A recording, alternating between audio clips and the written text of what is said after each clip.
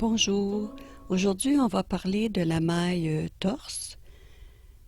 Je vous montre ici un petit échantillon qui est fait avec des mailles en droit.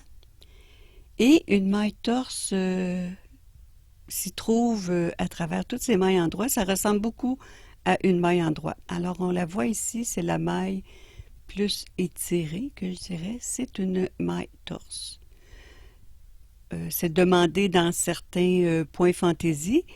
Alors, ou des mailles lisières. Alors, je vais vous montrer comment faire les mailles torse sur des mailles en droit et mailles envers.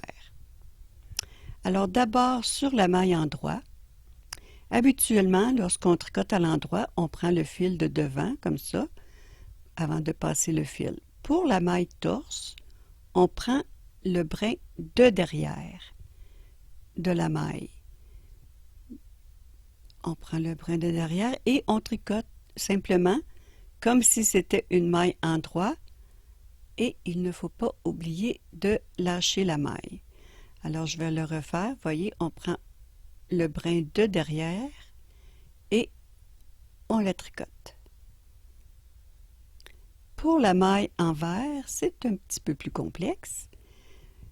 Habituellement, on prend le brin de devant comme ça et on le tricote. Maintenant, je vais étirer un petit peu la maille envers, là, ça va être plus simple. Je tire, mais je vais chercher le brin de derrière par-dessous. Par derrière, comme ceci, et je la tricote comme une maille envers ordinaire. Et je laisse tomber la maille. Alors, je vais le refaire une autre fois. Je tire un petit peu la maille, là, ça va mieux pour aller chercher le brin de derrière par-dessous, comme ceci, et je la tricote à l'envers. Alors, c'était une petite démonstration de la maille torse. Sur ce, je vous dis bon tricot et à bientôt!